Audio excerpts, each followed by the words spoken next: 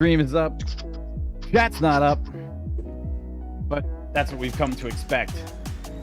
It's a Friday now. Once again, people are shocked, rushing to their phones going, they went live. They went live. They went live. Actually, nobody's doing that. Nobody went that? Nobody does that? Nobody's doing it? Oh, because it's Fred Izzle? Maybe there are a few people doing it. I don't know. Self-deprecation. I mean, let's be honest. There's a few Davids out there. There are. Going to join. This is true. Yo, Davids, what's up, brothers? At least a few. Thanks, Harris Heller, for your great music once again. So much tech news going on, but man, it just seems like you have to pick through the garbage. Garbage. That is a tough thing to do these days. There's a lot going on, though. Yeah, I'm still. But yeah. Oh, yeah, you know something? I'll say it when we go live. Anyhow. Oh, geez, it would be nice if I actually launched chat. That would be a good thing. That would be a pleasant surprise. Chat. Chat? Not to be confused with Chad from SNL, because he blew up. Chad. Tango at the end. All right, let's go with 10 seconds. How's that? Do it. 5 seconds. 3, 2, 1. Hey everybody, welcome. Hey. Mike and Corey here, Not Your Average Show. Yo, what's up, Corey? What's up, man? What's going Not on? much. It is November 5th, 2021 on a Friday. We are here. Sorry, we have missed yet another midweek of episodes, but life gets in the way, as always. How are you? Just like I was telling you before the stream started, it's just been one of those weeks. It's just a lot of stuff going on, and the past few days feel like I'm kind of out of my mind. But Yep.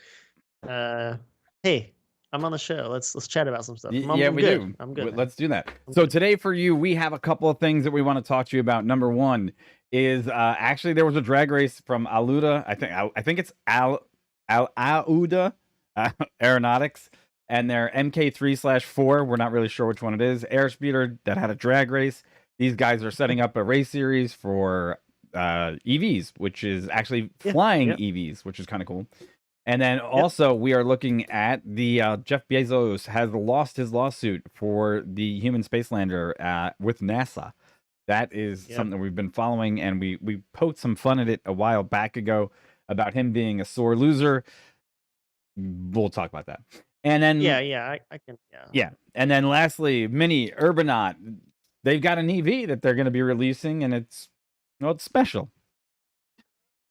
It's special. It's very special. Much like us and this special day, which is our Friday, which is probably our last day show for a while.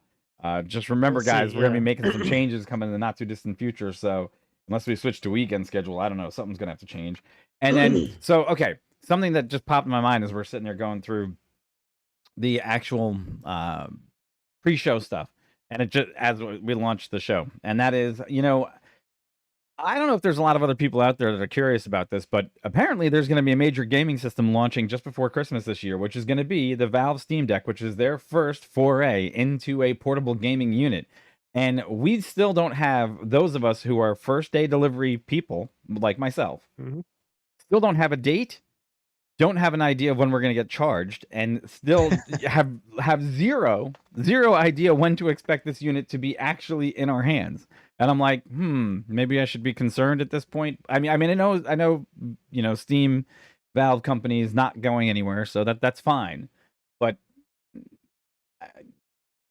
more info, maybe? I haven't. If you figured you'd hear something, hey. Well, I mean, one way or the other, we know there's a lot of silicone shortages and whatever going on as well, but still pretty excited about the Steam Deck. But no news is bad news in this case. Right. Well, I mean, here's the thing for me, okay? And so a lot of people don't understand the reason why the Steam Deck is important to me.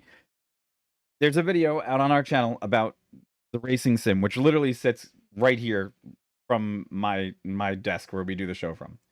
And the issue is that if I ever want to do any gaming, the only place that I can really do it is in a triple screen simulator. And it's got a very ergonomically different type of seating arrangement where I need to use a split keyboard arrangement on my left hand to do any sort of gaming kind of thing, and a mouse on the other side on completely separate tables, or a game controller, and I'm always sitting like basically I'm in a car.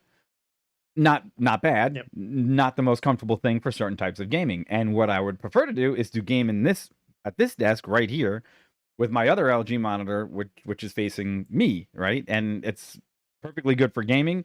It's a nice even layout, and for certain games which are more chill, relaxed, where I just want to kick back in a chair or do something, this is the best place to do it. Mm-hmm. So rather than have to go ahead and build a whole nother PC just to service that, I'm just going to connect this the Steam Deck. I don't really care about some of those games being, the highest FPS or getting the best graphical content. I just want to be able to game here. Well, I'd like to know when I'm going to be charged for the damn thing, because I wonder if I'm just going to wake up and be like, you've been charged. Like, tell me, like, people have holiday plans to buy gifts for others. When am I going to have to pay for this thing? When is it going to ship? A lot of questions. So, hey, Steam, if you're out there listening, communicate to your customers. Let us know. Well, I'm going to snippet this one out just because I'd like to know when the thing's going to come. That would be nice. Yeah. So, anyhow, Exactly. just off the top of my head. Okay, with that said, one of my favorite lines. With that said, okay, really? Why'd Yep. you have to back that one up? I don't know. I'm just doubling down. Doubling down on it. All right. I guess what we'll do is we'll start with this speedster, air speedster. The angry bees. Yeah, the angry bees racing down kind of the thing. desert. Yeah. So we'll start. You cool with that? We'll start with that one. Yeah, that's cool. All right, I'm taking the floor then. Here we go. Let's do it. Here we go. Do it. Let me get this one queued up here. All right, this one comes to us from New Atlas. It falls right in line with what we've been saying recently, that there's obviously a lot of excitement in the air eVTOL marketplace, and also that carries out into people wanting to see it be like more of a sport. And a company called Alauda Air has aerospace, or aeronautics actually, has done this, and they've basically carried this out with what's called their Airspeeder. And they wanted to promote their actual racing series. So what they did was they actually took their, what we're calling here, the MK3 Airspeeder. That's what they basically said in the article, but we're finding out that it might be the MK4. And now they say that they've actually got this thing out, and they took it out for a little test spin out in the desert. 2 of them, matter of fact. And when they did this, they did the first ever, according to what they will call, the first ever eVTOL drag race. Now, interestingly enough, a couple little specifications here about the unit before we go to a quick video about this, right? So they're saying it goes 0 to 62 miles an hour in 8.2 seconds, but their website quotes them as, at 2.8 seconds, and their website quotes them at 2.3 seconds, which is weird. Top speed of 99.42 miles an hour. They're saying right now that these things basically have a race height that they're going to race at about 196 feet.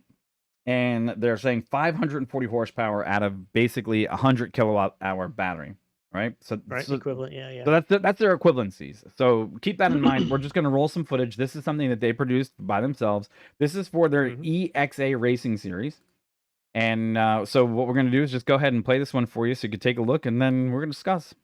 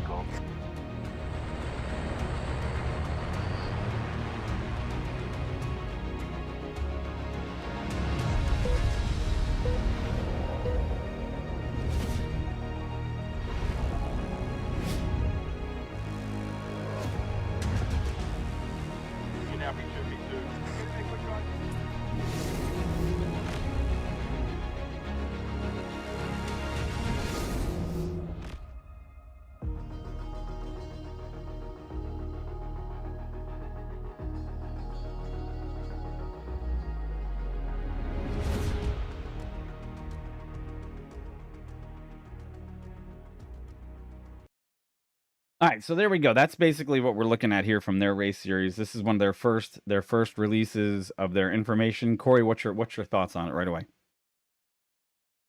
I mean, as far as the video itself, I mean, it looks like they're trying to definitely bring a lot of the same kind of professional kind of traditions to this kind of racing as it would for any other kind of like professional Hmm. racing league. So they're trying to very much market it towards that kind of like Right.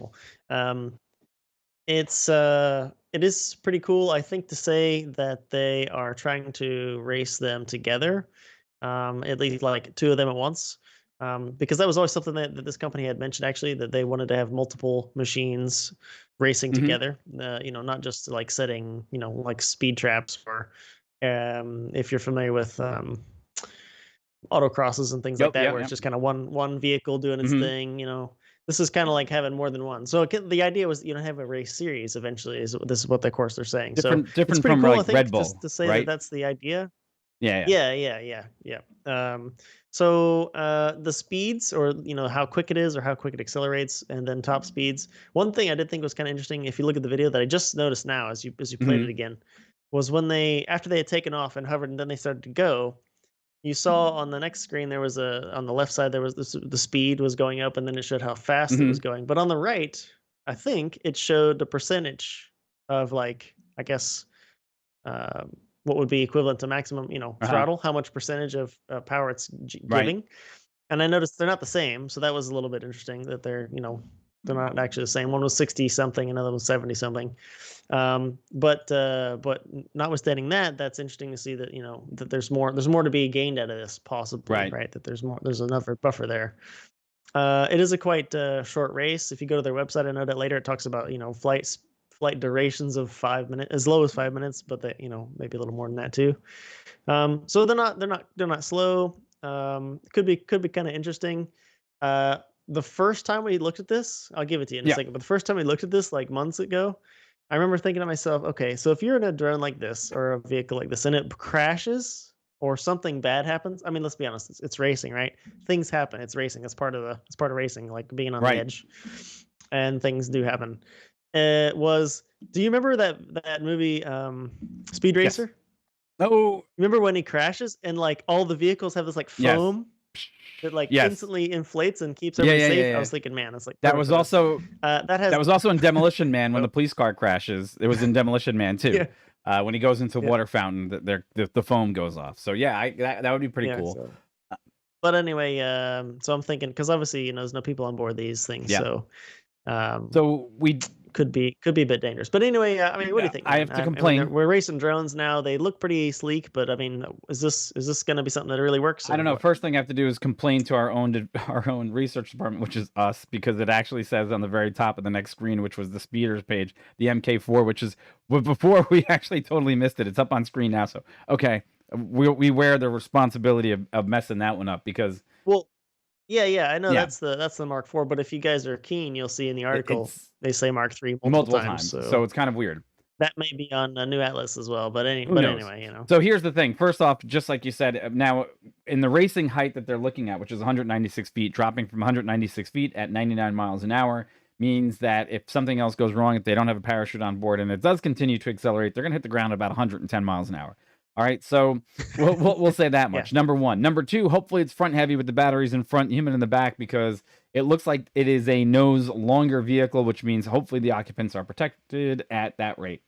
If there should be any reason for this thing to crash. Lastly, let's hope that this model has sufficient length on the arms that if it should impact on the sides, those arms will protect the occupant by actually, salvaging themselves or ripping themselves off so that they actually don't injure the occupant. How's that? So, and with anything, like you said, this is racing. If they're actually going to make this happen, I think they've got a lot more work before they can get up to 2022 to make this an actual race series, because that means they've actually got to get humans on board. Number two, I'm sure there's got to be some sort of authority that's going to have to approve this, that's going to have to get behind it, that says, hey, you guys are ready for prime time. You're ready to go racing. So there's that part of it. And lastly, the biggest drawback I think that we didn't talk about is that they're saying that battery life will be around 5 minutes plus, okay? Which means that they are going to have some sort of pit stop strategy to make these things at the very least interesting, because if you've ever watched like the DRL, the Drone Racing League, those races are only literally 2 laps around a prepared course, and they run roughly 3.5 to 4, maybe 5 minutes at max. Now, the other part of it is that when you put somebody in a vehicle like this, the disorientation that they might be able to suffer, how this thing may or may not fly within 5 minutes could be severe. So there's going to have to be some sort of other limitations, I'm going to say, on the way that it actually does fly when it's in these races to make it a little bit more easier for the occupant to stomach. Because let's face it, Red Bull goes up against their timed competitions. They're all on it. Red Bull air racing, if you guys haven't seen it, they're usually over a river, over land. They all go one at a time. Yep. They go through their timed racing courses, and they do some very precise maneuvers. You know, doing the same thing, racing 6 or 7 of these side by side could become potentially very dangerous. Now, that being, they might have an augmentation system that says, hey, when we get too close, this one suffers a speed loss or something. I don't know. Yeah, there was a just in the comment I mentioned, and now you're making me think about some of those things I had said in previous videos. In the video, I had mentioned something when we talked about the Indy cars that race themselves. Remember that one? I had mentioned something about reaction times and hopefully advancing, you know, how computers react, but then a bit of a comparison to humans, like, you know, racing and reaction times.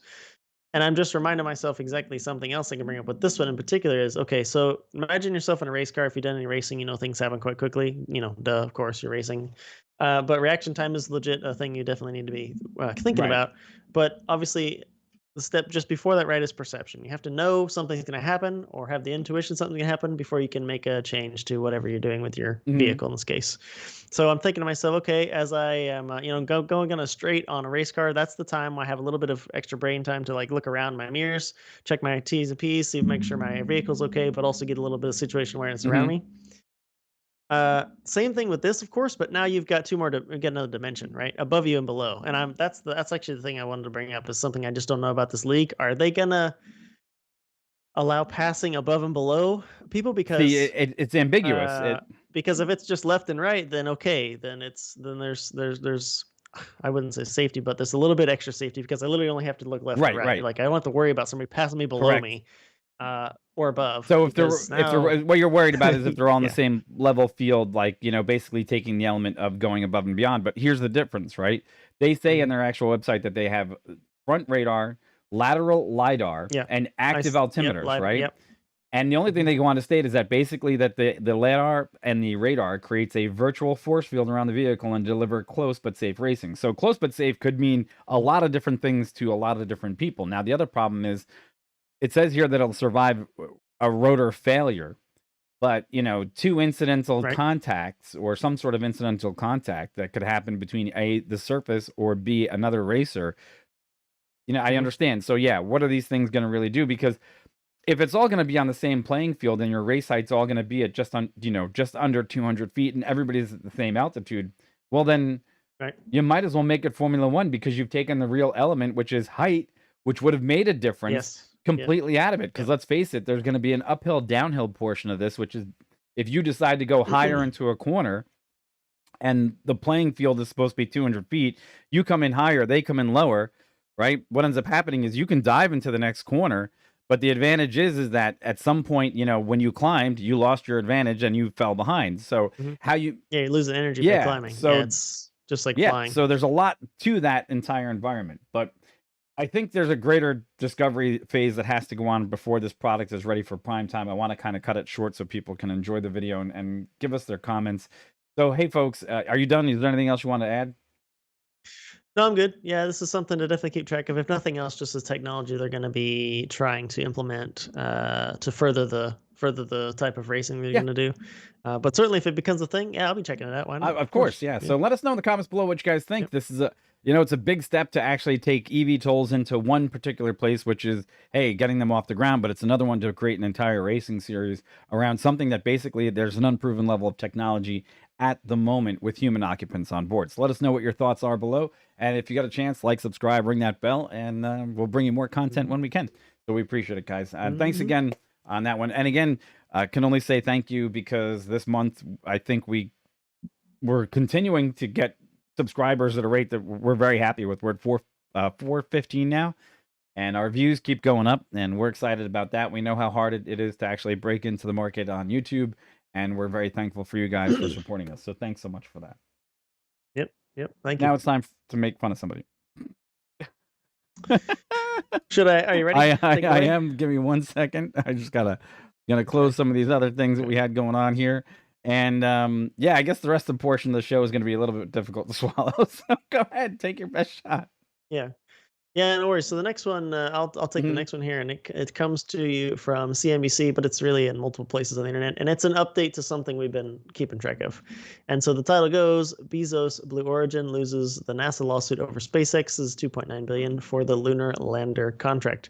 So a quick update, if you guys aren't aware, there was some competition going on between actually multiple companies, Dynetics, Blue Origin, and SpaceX for the human landing system component of the Artemis, or basically how the astronauts are going to get from lunar orbit down to the lunar surface in the upcoming things that NASA wants to send people back to the moon. Mhm. And NASA had originally said they wanted to select two companies to help with this, but due to some shortages in money or available funds, they had to select just one, and they selected SpaceX.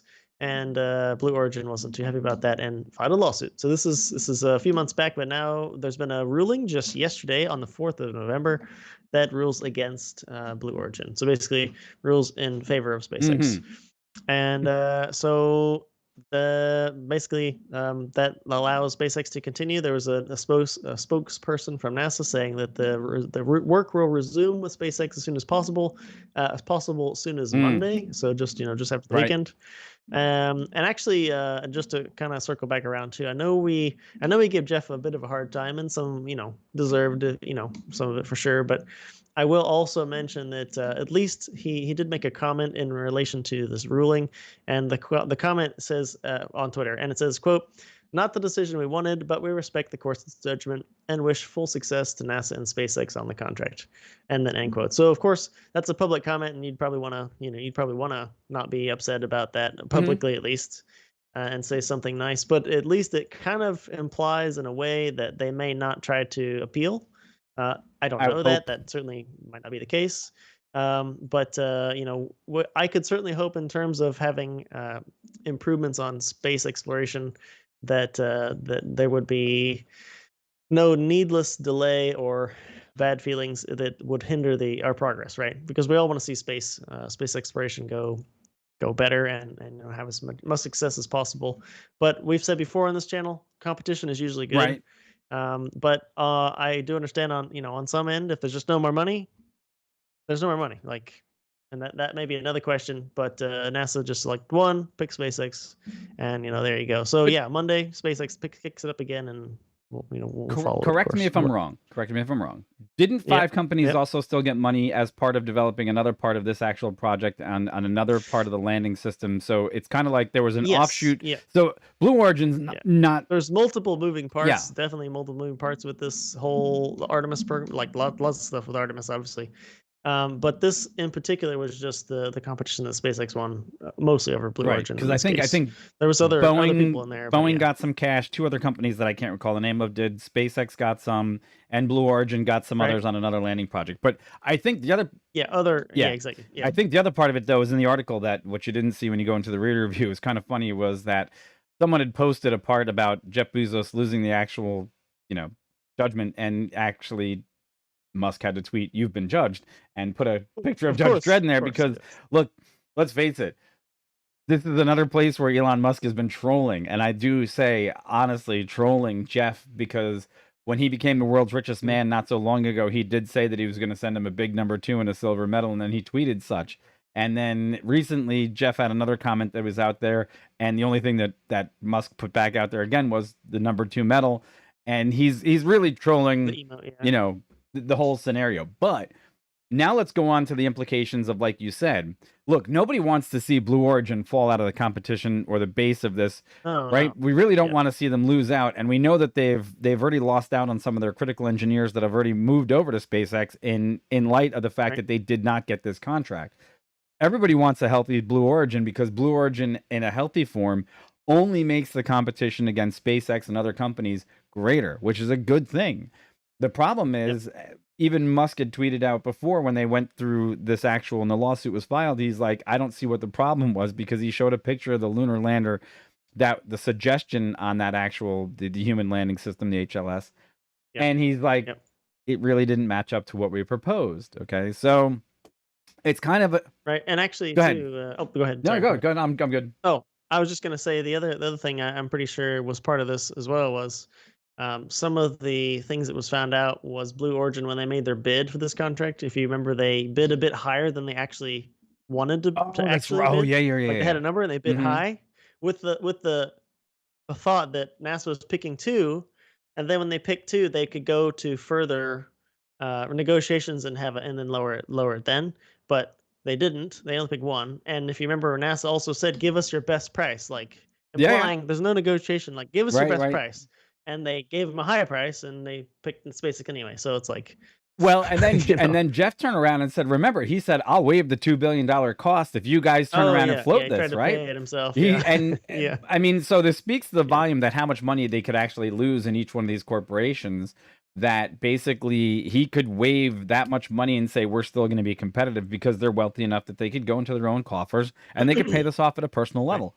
That is one of the things that you have when the number one and number two richest men in the world are actually fighting to compete for space projects. Now, the other thing is it's been a boon for our economy locally, no matter what, which is great.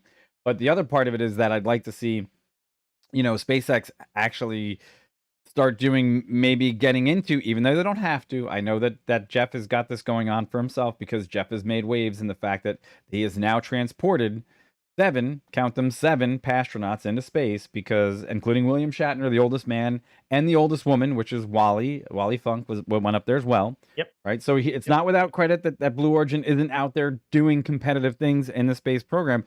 They're just doing it more from the civilian side. And I guess at this point, I'd rather see them get one of these other contracts so that we know that they're healthy enough to continue to compete. That would be a good thing. We know they're still working on New Shepard, Yeah, the yeah, big yeah, one, yeah. or No, I get them no, wrong. New Glenn. New Glenn. Yeah, I keep getting them mixed up the names, but we still know that's going to happen. And New Glenn's a big rocket, so it's just like we say multiple times on this channel. We appreciate you guys looking at this, but we also want to emphasize we want to agree that competition is great. I mean, if Blue Origin could have as much success and contract wise, at least in the public space that we know with SpaceX, then that could only create good competition. And Elon's also said he likes good competition, which he said even with in the automotive industry just recently with Ford. Some comments about Ford and their EVs. So it's a good thing. But yeah, so there you go. it is what it is. But in this case, though, with Blue losing Yeah, out. it's worth paying more attention to. So we'll see what happens. Interesting. Yep. No, I'm good on this one. This one was pretty slam dunk, pretty easy. All right. Well, thanks guys so much for listening to this one. This is please like, share, subscribe. Thanks so much for the support lately. We've got a bunch more subscribers this month. Always appreciated. We're enjoying talking about all the things that make us interesting, making us interested in things. And so we want to bring that to you too. And thanks for tuning in. So cool. Thanks. That was, it's a good update to keep track of and what's going on in that environment. Okay, so this last one is I'm gonna make fun of somebody, and it's not really somebody, it's a something, and I'm gonna do it in a way that really this came up at the last minute. We looked at it, and I was like, "You got to be kidding me! This seems a little disingenuous, if not unoriginal, on the behalf of a manufacturer." But let's take a look at it here. Mini has decided to copy Volkswagen and steal their microbus electric design. Or you could read this title as Mini introduces the Urbanaut, their style EV that's in the works, and they're saying that they've got greenlit for production. Two ways this can go. I would have retitled this completely differently because basically this one's sketchy, folks. And self-admittedly, there's not a lot of details on behalf of Mini. And they're saying basically we looked at the concept here and we think that there's a great vision for what's called the Mini version Urbanaut, which is going to give them basically an airy feel. It looks pretty good. It's got shag carpeting on the floor. It's got an open interior. It's very it's very, very nice. Let's put it that way. But the biggest issue is that it looks almost, and I say almost, okay, like they went into the gallery for Volkswagen and stole their concept for basically what Volkswagen is looking to produce. And I think that, I don't know, man, there's a little bit of me that goes at that moment and goes, hey, this is very disingenuous of them. They should have maybe tried to be a little bit more discreet in what they're doing. But just to start off, what's your feelings on this one? I mean, yeah, it's kind of as you mentioned here, looking through some things before the show. I'm not picking a whole lot of details out of Mhm. this. We know that Mini and Volkswagen, a lot of other companies are moving towards EVs and moving away from internal combustion. But I'm just trying to find out like more info about this. Like what else do we know? We know it's coming in the next few years supposedly. As you said, it's supposedly greenlit, like it's coming, Right. but we don't know anything else about it. So it's one of these where we wanted to bring it to you guys early so you can see what's going on. But uh, yeah, I don't know. It looks very much like a concept to me in its Right. presentation, right? There's a lot of concepts that come and they're presented, and you're like, okay, that's some cool ideas. So they're trying some different things, but we know it's not going to come to market like Right. that. Uh, this strikes me as that feeling because it just does. I don't know. So are they going to try to integrate this into something next that they're going to actually bring to I don't market? know. Maybe. I don't really know, man. I mean, what do you think? It's like so the thing is for me, the ID Buzz is something that took a lot more, I would say, and here's a picture of the ID Buzz, right? The ID Buzz looks like this. It's more Yeah, mature. It looks more like close to market yes, than it does. But it yeah. looks like for Mini to be going in a similar market space and then turn around and be claiming that, hey, we're going to make a forefront into this marketplace. And look, Mini is not known for their EV technology. To my knowledge, they haven't really broken any big ground or really placed any emphasis on what they're going to do in the EV market. So to me, it kind of says that, look, we don't have anything really that's in a performance variant that says we have a massive advantage in like range or performance, but we're going to go ahead and steal Right. style, right? And when you steal style points like that, it's kind of like, hey, the Cybertruck's stylish on its own. It's making its own statement. It's identifying itself different in the marketplace. If you look at Rivian, they're making a different statement in the marketplace. Like, we want to be Yep. this. And you look at the Ford F-150 Lightning, it's making its own statement in the marketplace. They're all going for different places. This just looks like somebody woke up and they, Just looks like an electric vehicle from yeah. somewhere else. Like not even Mini. Like I don't Yeah, it know. doesn't have any relationship. Like, I would figure if you wanted to capitalize on the Mini name, if you really wanted to capitalize on the Mini name, Mini Cooper's well known around the world as being one of the most successful econo hatches out there outside of the Oh yeah. GTI. Okay, I mean, it's Yep. like everybody says that Yep. the first fast hatchback was a GTI, but in actuality, the first really fast and enjoyable one happened to have been the Mini. Like, the Mini Cooper is known around the world for that. So I just don't see where the iconic brand matching up. You're 100% correct. I don't see it happening. So, but wait, now do you think I don't this? know. Do you think this drops the value of the brand? I don't think so because I don't think it's I'd have to look and find this to myself. Like if I wanted to know about a mini Mhm. EV bus or van, I had to like go find it. Mike brought this to me this earlier today. And actually when I first started reading it, I was like, this is Mini Cooper, right? Like Yeah, like mini Mini, because like Mini. it doesn't strike me. That's why I said Yeah. it actually. It doesn't strike me that it's a mini car anyway. Like even reading it, okay, looking at it, I'm like, I don't think it hurts the brand because I don't think anybody else knows about it yet. Ooh. I mean, of course, I'm being facetious. Of course, people know about it. It's on the internet, but I mean, if you guys yourself, right? We just showed this. Did you have any clue that this was a mini EV coming at all before just now? I mean, I'm and do you think it hurts the brand? I don't think no, so.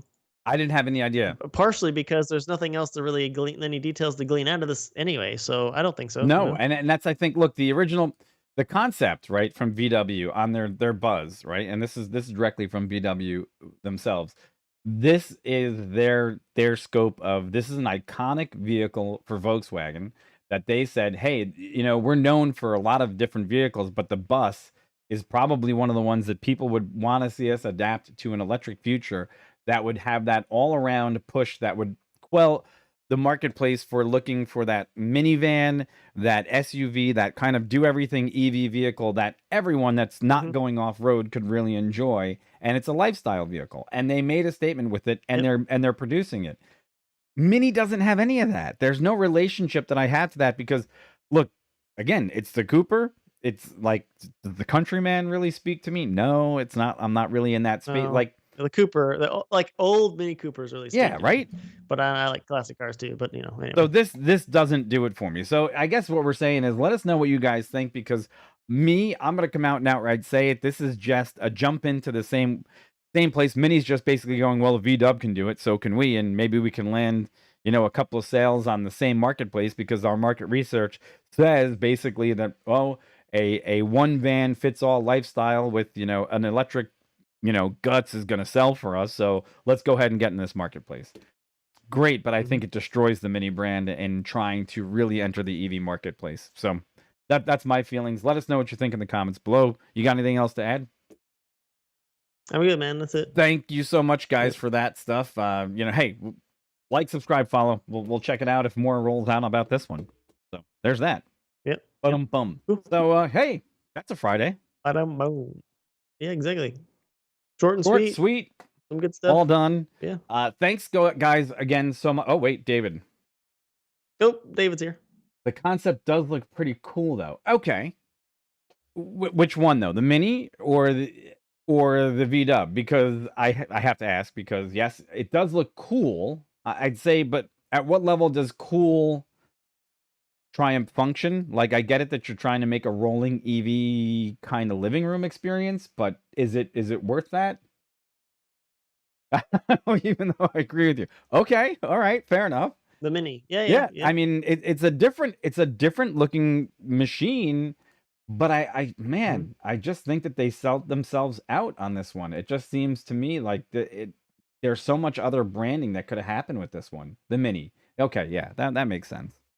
So, yeah, who knows? I mean, could they have done better? Like, okay, so here's another one we could talk about in the same kind of conversation. The legend, which is basically the Audi Quattro that they copied, and this company's making one for like $1.2 million, which I turned around and said, hey, they shouldn't have made a 4-door Audi EV first. They should have taken their Quattro and they should have turned around and made it what that legend is, and that's a better marketing strategy, right? But I guess these companies that, I know profits are something that they're moving towards, and if you look at something like that, it's weird to me because the Porsche Turbo Taycan sold more than the 911 this last year. So obviously people are hot for EVs. They're expensive. They're what people want, but branding is everything too. So I guess if it's a hit in one area, they'll expect it to hit in the others, I guess. Or what's your thoughts, man? I guess. I mean, I don't know. Yeah. There's that then. Yeah, I got nothing else to add there. Yeah. Sorry. Wow. Okay. Well, we have that as part of the conversation. It's difficult, so who knows? Okay, gotcha. All right, folks. Well, thanks so much for watching us here today. We appreciate all the time and energy, and you know what? We're gonna call it a day. Thanks so much, everybody, for tuning in, and we will check back with you probably Monday night. We're gonna see if we can get a show in here at about I guess 8-ish, 8:30-ish. We're gonna see how we can get the schedule worked out, but yep. We'll check it out and see how it works. Thanks so much for tuning in, guys, and we'll talk to you real soon. Bye-bye. Later. Bye. Bye.